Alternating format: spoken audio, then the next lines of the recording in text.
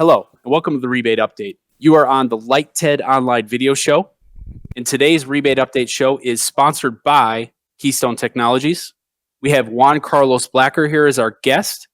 My name is Joe Pater. I'm your host, and we're really excited to have you here today. Thank you for stopping in.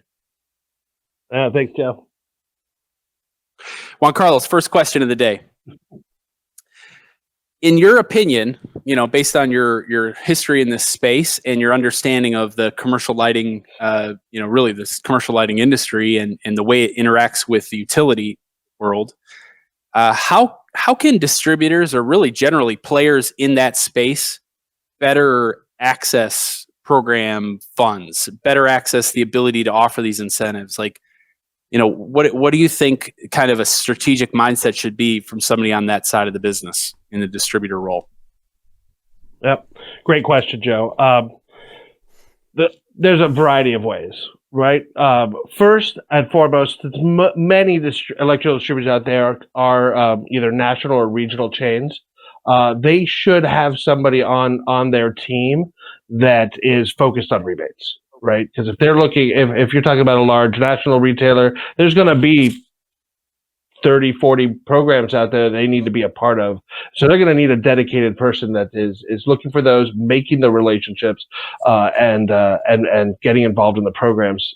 As you mentioned on the last call, this world is all about relationships, and the distributors need to have those relationships with the utilities and with the program implementation companies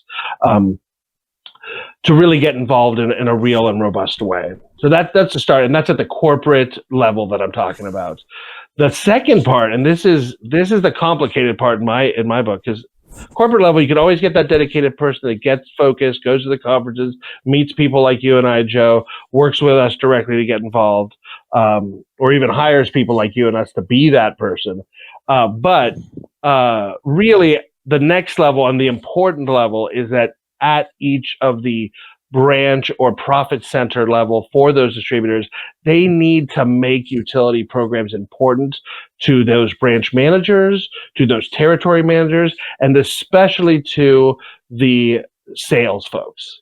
If it's not important to them, nothing will happen. Because as we know, in lighting, it's the salesperson who's going to ultimately convince the end customer to buy the products that they want them to buy. Whether those are fluorescent tubes and they're trying to convert them to TLEDs, or those are troffers they're trying to convert to full retrofit kits.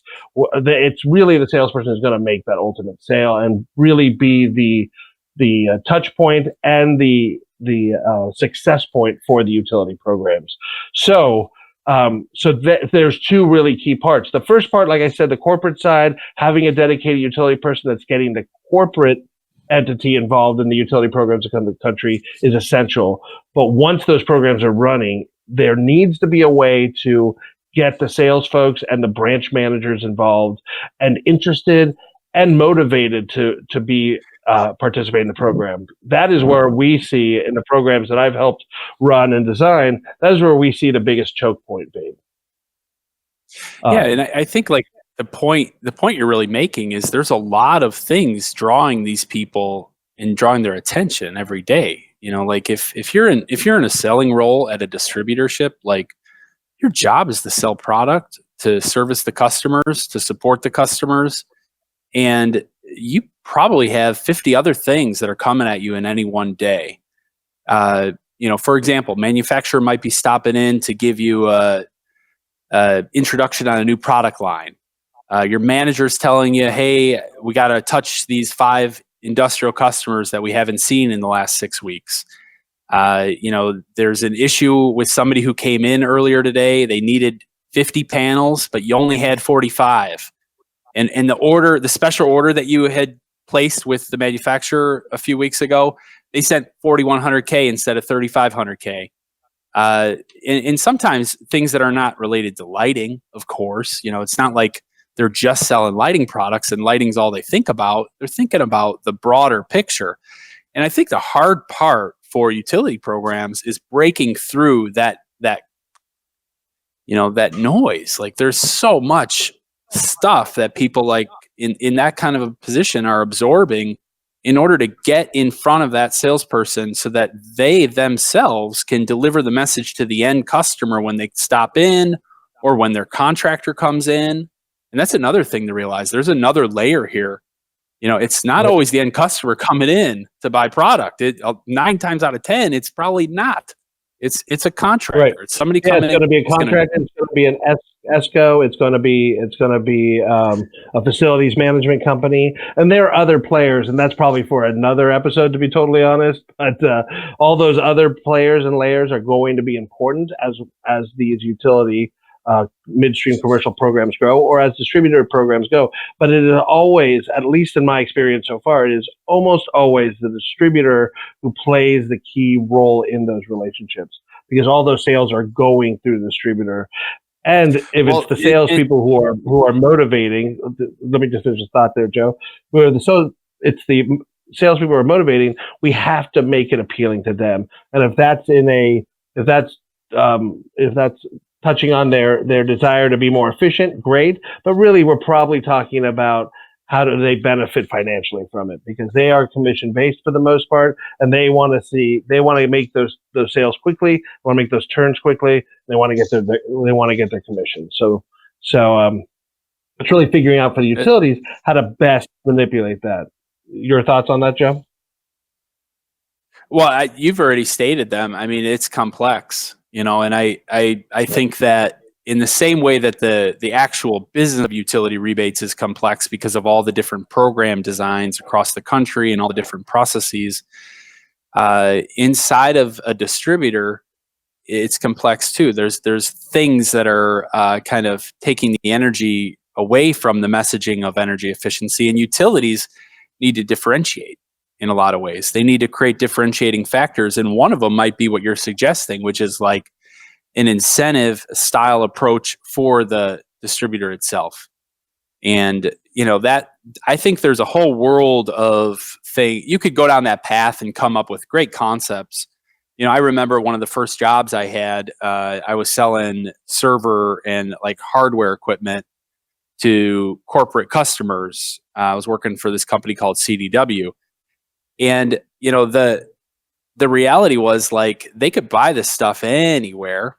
They could buy it anywhere, and it really, like, it kind of came to the point where I realized in that role the importance of being a trusted advisor to the customer.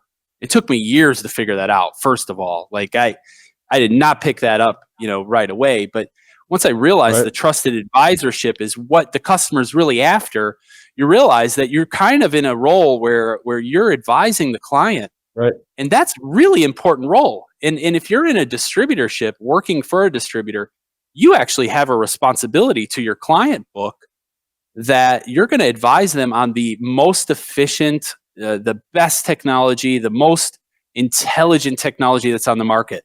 And it might mean that you can't sell it today because it's too darn expensive. Typical customer is not going to say, "Oh, give me the greatest thing you got today," because you got to be kind of an early adopter to do that kind of thing. But there is an advisor role that salesperson plays to the customer or to the contractor to say, "Hey, look, I know you've been selling tons of fluorescents, man. We'd be happy to sell them to you into infinity. But reality is that the LED is getting real good. It's high quality now. It's been on the market for a long time, to the point at which the issues have been sussed out. The pricing is competitive. It's still more efficient or more expensive than the fluorescent, but I could tell you that the local utility here is giving you some incentive to do this now. And furthermore, the incentive is real easy. In the past, it used to be the kind of thing you had to mail in for and wait 6 weeks. Now, you could get it today. It's going to take you an extra couple of minutes with me to just kind of validate your eligibility and just make sure that all is good and we're selling you the right items. But you're going to be able to walk out with this deal today. And that packet right there, that message is the message that needs to be delivered over and over again. And I'm sure you got thoughts about that message. That message is really key. Well, Yeah, that message. But it's not only that. That's absolutely true. I do feel that they do owe the distributors do owe their customers that sort of service. But again, when you're talking about a customer that may be buying 20 linear products a month and that's all they do, it's so easy for the salesperson to just pick up the phone and say, "Oh, you want to reorder? Hit that one button that says reorder, and there it is." Right? To take the extra 2, 3, 4, 10 minutes to say, "Hey, let's change that up to an efficient TLED. You're going to get it at a similar price provided by the utility, and it's going to make your light better. It's going to last longer. You're not going to have to rebuy it all the time."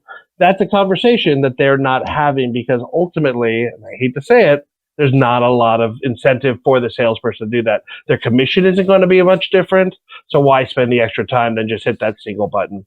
So what we're seeing in some utilities is they're seeing that that motivation isn't there. So there are some programs out there that are starting to provide incentives on top of the instant rebate that go directly to the salespeople, a spiff or a branch incentive that may be a gift card or something that gives just that little oomph to the sales team or to the branch team to make the sale.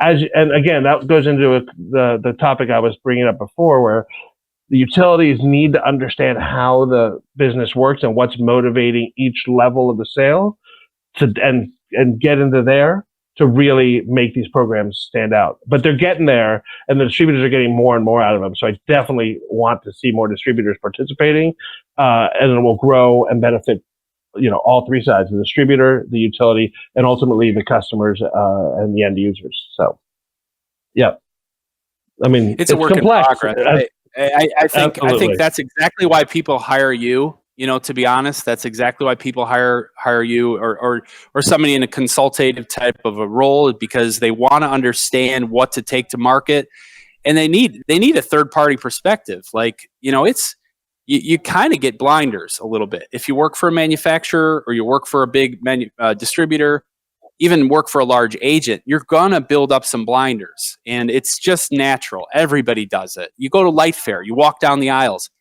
everybody's got their blinders on.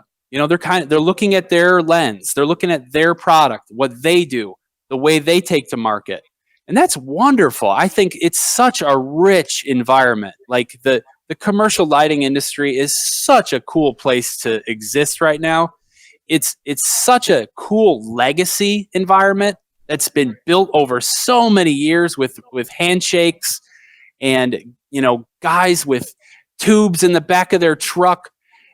Just like hardworking people. That's what this industry has been built on, and now it's going through a pretty rapid transformation toward this efficiency stuff. It's actually changing a lot of people's businesses because, part of the thing you lose when you don't get those 28 pieces every month is you don't get a sale of 28 pieces every month.